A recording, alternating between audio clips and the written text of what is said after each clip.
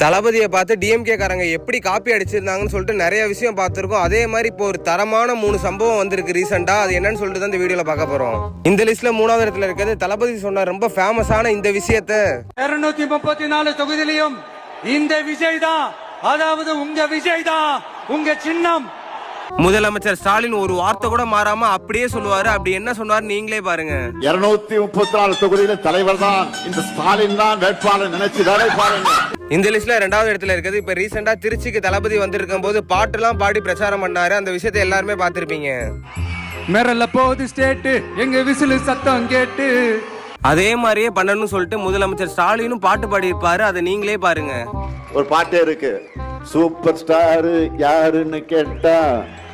இந்த லிஸ்ட்ல நம்பர் 1ல இருக்குது. இப்ப ரீசெண்டா தளபதி திருச்சிக்கு வந்துகிட்டு இருக்கும் போது அவர் வண்டி பின்னாடியே ஃபாலோ பண்ணிட்டு வந்த ஒருத்தர் கார் மேல இடிச்சு கீழே விழுந்துருவாரு.